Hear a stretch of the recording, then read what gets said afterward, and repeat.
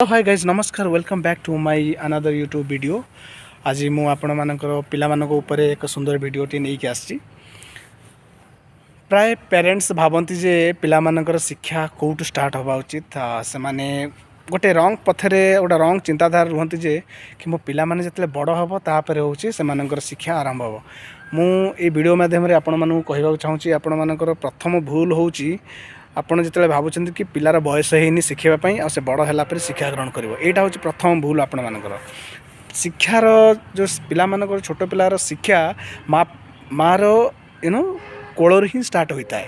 ଠିକ୍ ଅଛି, କାରଣ ଆପଣ ଯଦି ମହାଭାରତ କେବେ ଶୁଣିଛନ୍ତି ଜାଣିଛନ୍ତି ଆଉ ପଢ଼ିଛନ୍ତି କିମ୍ବା ଦେଖିଛନ୍ତି କେବଳ ତା ଦେହରେ ଜାଣିଥିବେ ଯେ ଅର୍ଜୁନଙ୍କର ପୁତ୍ର ଅଭିମନ୍ୟୁଙ୍କର ଶିକ୍ଷା କେଉଁଠୁ ଆରମ୍ଭ ହୋଇଥିଲା। ସେ ଯେତେବେଳେ ଆମର ଚକ୍ରବ୍ୟୁହର ଯେଉଁ କେମିତି ଚକ୍ରବ୍ୟୁହରେ ପଶିକି ଯୁଦ୍ଧ କରିବାର ରଣନୀତି ସିଏ ହେଉଛି ତାଙ୍କର ମା ସୁଭଦ୍ରାଙ୍କର ଗର୍ଭରୁ ହିଁ ଶୁଣିଥିଲେ। ଯେତେବେଳେ ଅର୍ଜୁନ ସୁଭଦ୍ରାଙ୍କୁ କହୁଥିଲେ ସେତେବେଳେ ସେ ଗର୍ଭ ଅବସ୍ଥାରେ ଥିଲା ବେଳେ ବି ଏଇ ମହାଭାରତର ଯେଉଁ ଚକ୍ରବ୍ୟୁହର ଯୁଦ୍ଧ ବିଷୟରେ ସେ ଜାଣିଥିଲେ। ତେଣୁକରି ଭାଇ ପିଲାମାନଙ୍କର ଶିକ୍ଷା ମାଆର କୋଳରୁ ହିଁ ଷ୍ଟାର୍ଟ ହୋଇଥାଏ। ସେଇଠୁ ସେ କେମିତି ଭଲ ଶିକ୍ଷା ପାଇବ, ମାଆର ହସରୁ ଆଉ ତା'ର ଗେହ୍ଲାରୁ ଆଉ ମାଆର ଯେଉଁ ଲୋରି ଗାଉଥାଏ ତା ଦେହରୁ ହିଁ ତା'ର ପ୍ରଥମ ଶିକ୍ଷା ହିଁ ଷ୍ଟାର୍ଟ ହୋଇଥାଏ ଭାଇ।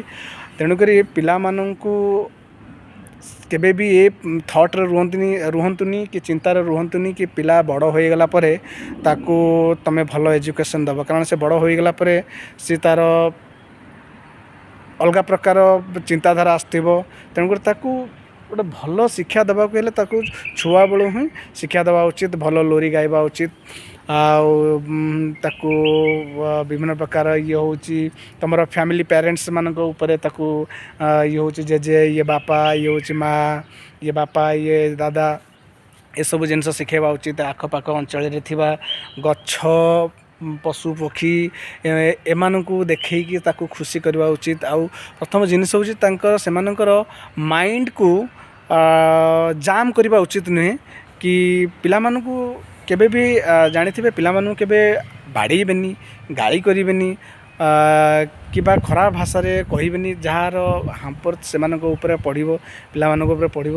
ପିଲାମାନଙ୍କୁ ଯେତେ ଭଲ ପରିବେଶରେ ରଖିପାରିବେ, ଭଲ ଶିକ୍ଷା ଦେଇପାରିବେ, ତାହା ସେମାନଙ୍କର ମାନସିକ ଚିନ୍ତା ଉପରେ ବହୁତ ପ୍ରଭାବ ପକାଇବ।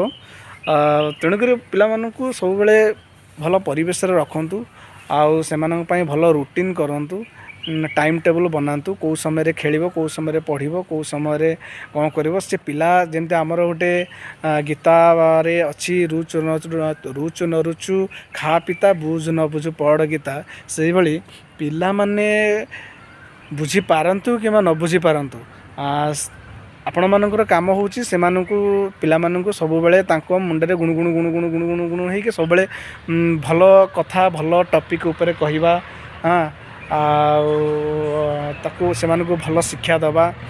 ଆଉ ମୁଁ ଏସବୁ ଉପରେ କେବେ ବି ଭାବେନି କି ପିଲାମାନେ ଇଂଲିଶ ମିଡ଼ିୟମରେ ଭଲ ପଢ଼ିଲେ ଭଲ ପଢ଼ିପାରିବେ କି ଓଡ଼ିଆ ମିଡ଼ିୟମରେ ପାଠ କି ନିଜର ଓଡ଼ିଆ ମିଡ଼ିୟମରେ ପାଠ ପଢ଼ିଲେ ଭଲ ପଢ଼ିପାରିବେନି। ଏଇ ଚିନ୍ତାଧାରା ଉପରେ ମୁଁ ନିଶ୍ଚିନ୍ତ ଭାବରେ ଭାଇ ଏକମତ ନୁହେଁ। କାରଣ ହେଉଛି ପିଲାକୁ ଚାହେ ଆପଣ ଲଣ୍ଡନରେ ପଢ଼ାନ୍ତୁ, ନହେଲେ ନାହିଁ ଅଷ୍ଟ୍ରେଲିଆରେ ପଢ଼ାନ୍ତୁ, ନହେଲେ ନାହିଁ ଓଡ଼ିଶାରେ ପଢ଼ାନ୍ତୁ, ନହେଲେ ଯେଉଁଠିକି ପଢ଼ାନ୍ତୁ, ପ୍ରଥମ ଭୁଲ ହେଉଛି ଆମମାନଙ୍କର କ'ଣ ନା ଆମେ ହେଉଛି ପିଲାମାନଙ୍କୁ ଭଲ ଶିକ୍ଷା ଦେଉନାହେଁ, ଯେଉଁଟାକି ମାନେ ଆମମାନଙ୍କ ପ୍ୟାରେଣ୍ଟସ୍ ମାନଙ୍କର ସେଥିପାଇଁ ହେଉଛି ଭୁଲ।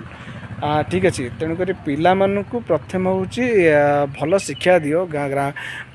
ଇଂଲିଶ ମିଡ଼ିୟମରେ ପଢ଼ିଲେ ବି ଭଲ, ନହେଲେ ନାହିଁ ଲୋକାଲ ଗଭର୍ଣ୍ଣମେଣ୍ଟ ସ୍କୁଲରେ ବି ପଢ଼ିଲେ ବି ଭଲ।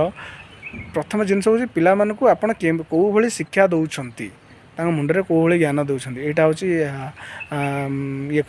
ମ୍ୟାଟର୍ କରେ। ଠିକ୍ ଅଛି, ତେଣୁକରି ପିଲାଙ୍କୁ ଭଲ ଶିକ୍ଷା ଦିଅ। ଆଉ ଛୁଆବେଳୁ ସେମାନଙ୍କ ସାଥିରେ ହିନ୍ଦୀ ଇଂଲିଶରେ କଥାବାର୍ତ୍ତା କର, ଛୋଟ ଛୋଟ ବାକ୍ୟରେ ସେମାନଙ୍କୁ କଥାବାର୍ତ୍ତା କର। ଆଉ ସେମାନଙ୍କ ମୁଣ୍ଡରେ ଯେତେ ଭଲ ଜ୍ଞାନ ବୁଦ୍ଧି ଦେଇପାରିବେ ଦିଅନ୍ତୁ। ଆଉ ସେମାନଙ୍କୁ ବାହାର ନେଗେଟିଭିଟି ଲୋକ ପରିବେଶ ଠାରୁ ସେମାନଙ୍କୁ ଦୂରରେ ରଖନ୍ତୁ। ଯଦି ଆଜିର ଏଇ ଭିଡ଼ିଓ ଟିକେ ବହୁତ ଲମ୍ବା ହେବାକୁ ଯାଉଛି, ତେଣୁକରି ଏଇଠୁ ମୁଁ ଷ୍ଟପ୍ କରୁଛି ଏଇ ଭିଡ଼ିଓକୁ।